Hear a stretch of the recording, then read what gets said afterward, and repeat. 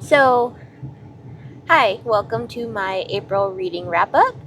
On the March 31st, I finished Rogue Protocol, and today I finished Exit Strategy, which are the third and fourth um, books in the Murderbot Diaries series. And I don't want to give away too much of the plot for spoilers, so I'll just say I really enjoyed it. It's been a consistent 4-star series so far out of the four that I've read, and they are so bingeable. Each book is under 200 pages. They're fast. I love the action that's in it. And for Exit Strategy specifically, I loved the callback to previous characters from the earlier books. I thought the stakes were super high and the emotional bits were super well done. And I just love seeing Murderbot's growth and evolution through this. And each book reads like I'm watching an episode of a TV show. They're short and sweet and super fast. So it's been consistent 4 stars from me so far, and I'm really enjoying it.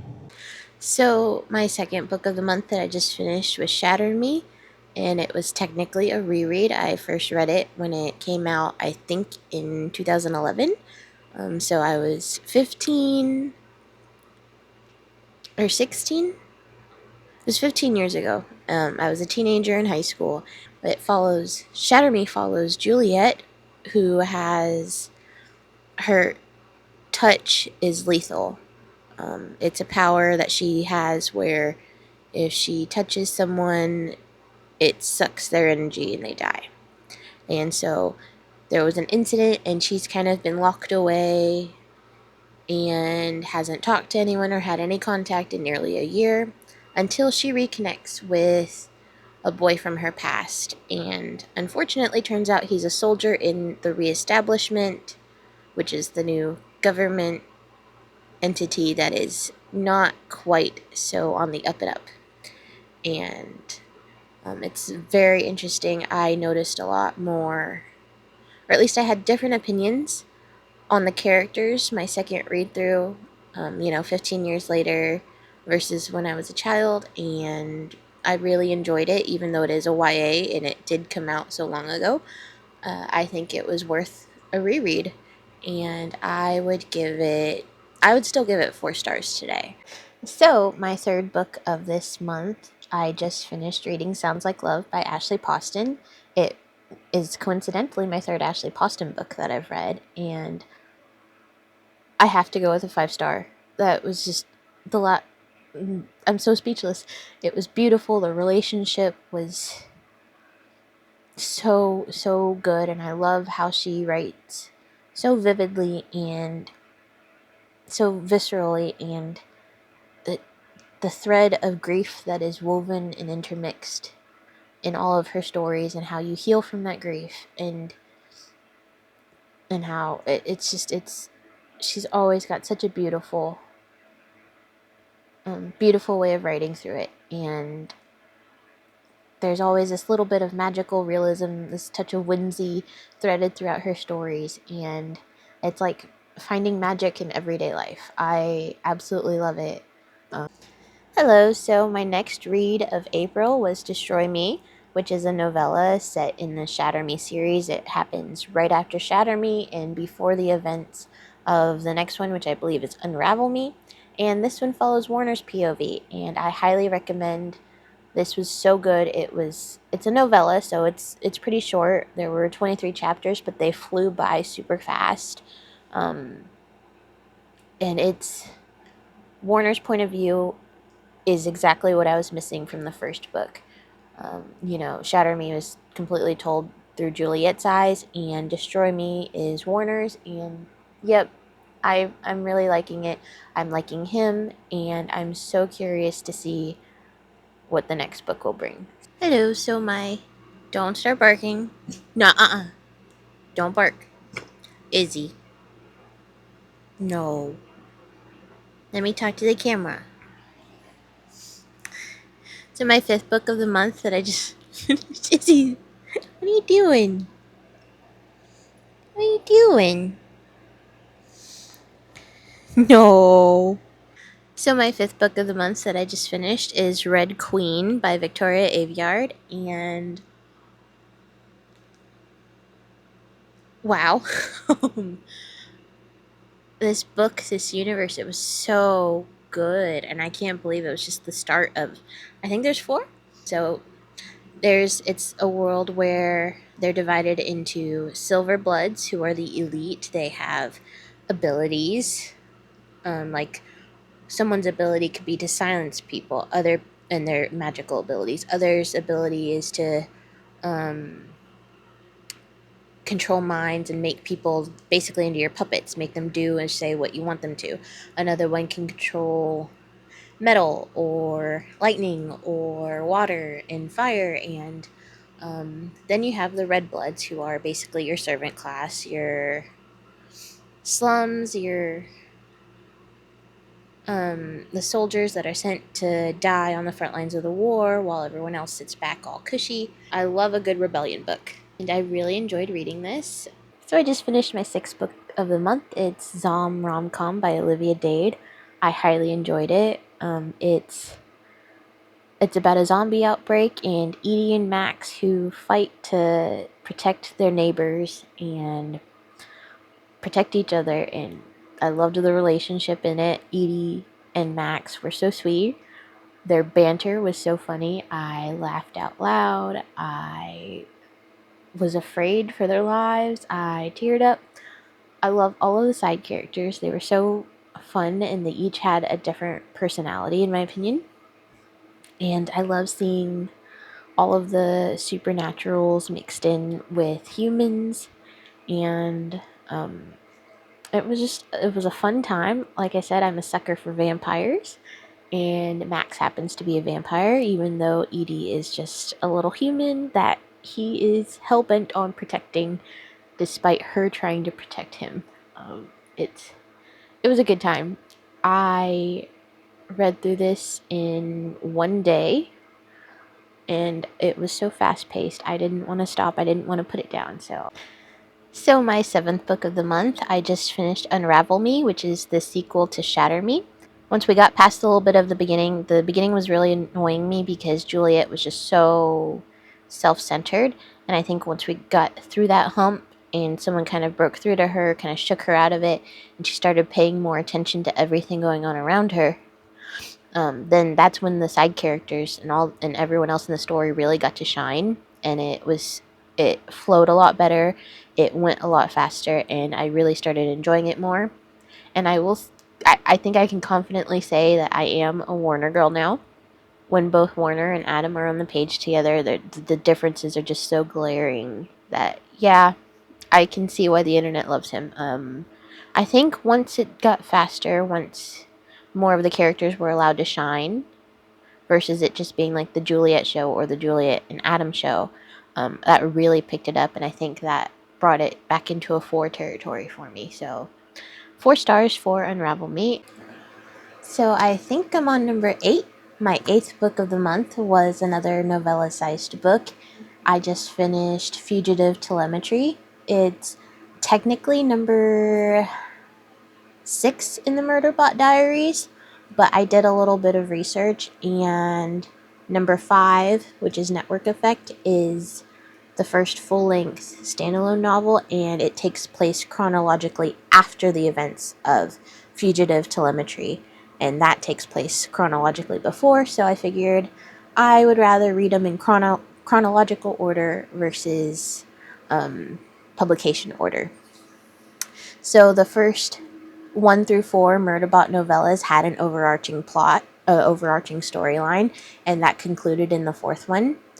And Fugitive Telemetry it's the first where we start a whole new plot. It's a standalone plot type of thing. It's standalone. It doesn't have anything to do really with the events of the first ones, but it does have a lot of the same characters as well as some new ones. And I'm still really liking the series. This one was super fast. I really liked it. I liked the callback to older characters, but I also liked the new characters that were introduced. And as always, I love Murderbot. So I think we're up to 9 books of the month. I almost said year. And I just finished The Ending Writes Itself by Evelyn Clark. amazing. Wow. I did not see a thing coming. I loved it. I really, even the characters that you're not supposed to like got under your skin. They got under my skin anyway. The character work in this is so beautifully woven. I just, wow. Highly recommend. I think it has to be a 5 for me. Oh my god. But the plot is this super famous author died, and his final book is unfinished. So his publishing team and his agent decides to run a little contest, and they invite 6 authors to his Scottish island and basically lock them in there with no electronics, no devices, and say whoever writes the best ending gets $2 million. And wow. I just finished Andy Weir's The Martian, which is about an astronaut who gets stranded on Mars, and it's a race to survive until he can get rescued. And for most of the book, it was in strong forward territory, but the last 20% of it reeled me in. It got me emotional. Mark really grew on me, but I think the moments where it shined was when you heard from all of the crew. And not just Mark's point of view. It's really hard to do a book like this where the primary focus is just one person, one point of view, and they're not in communication with anyone else. It's kind of like a diary entry. So I think where it really shined was the moments where you had the crew that were trying to rescue him and just other people involved. And yeah, the last 20%, I was emotionally invested. I was crying. I think that really shot it up to a 5 for me. And I think I've got back-to-back 5 stars. So my 10th book is also a 5. So this is unheard of for me. In 2025, I had 3 5-star reads throughout the entire year. And I'm about to come on here and say that in April, I've got 3 5-star reads back to back. So the next one in the Murderbot Diaries, Network Effect, 5 stars. It's the first full-length standalone, and just the characters, the action, the emotions in this, 5 stars across the board. I love this series. So my 12th book of the month was Glass Sword by Victoria Aveyard. It was the sequel to Red Queen, and I really liked it. I think I'm going to go with a 4. We get a lot of new fun characters and some returning ones, and I like how they dealt with the aftermath of the big betrayal in the first book, and just, yeah, more people exploring their powers and more fun new characters and a lot of different changing dynamics. So I liked the characters in this one. So lucky book number 13 of the month is My Husband's Wife by Alice Feeney. It's about a woman named Eden Fox who goes out on a run and comes back home to find out that all the locks are changed and there's another woman claiming to be her husband's wife. And I felt more confused than anything throughout this. I think by 80%, the twists kind of felt off. It just felt too convoluted of a plot to me. 311 pages, so it's not a long book by any means, but it feels like it dragged on. And this was a book that I was like 54 in line for at Libby, and I waited months to be able to read this, and I've heard people talking about it, but I have seen a few videos where people were disappointed by it, and I feel very meh about it. It's kind of middle of the road. I didn't care about any of the characters, and in a plot this convoluted, you have to have characters that you want to root for, and I wasn't really rooting for anyone. And I thought the ending was too odd. So that was my 13th book of the month. So I just finished Legends and Lattes by Travis Baldree, which is my 14th book of the month, I believe, and also my 50th book of the year so far. So I'm doing really well towards my yearly reading goal. I keep it at about 100 books a year because I know I can probably hit that. And this Legends and Lattes was a cute, cozy, short little read about an orc named Viv who is tired of swinging the sword, tired of all the bounty hunting, the treasure hunting, the violence, and she wants to start a new life. And so she finds this little town and starts up a coffee shop. The town has never heard of coffee before. It's a cute little fantasy world. There's goblins, orcs, gnomes, succubi, fun little cats, and it was such a cute little story. The found family and it was adorable. I liked the characters, and yeah, it was a fun time. Short and sweet. I think the audiobook was only 7 hours, and I really enjoyed it. So it's the last day of the month, and I just cried my way through my 15th book of the month. It was Ashley Poston's The Dead Romantics, and I think this is my favorite of the Ashley Postons I've read.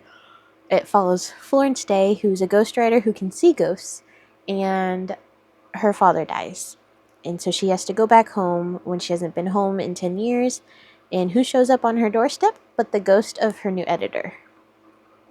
And I sobbed very early on in this book, and I cried almost the entire way through, and it was beautiful.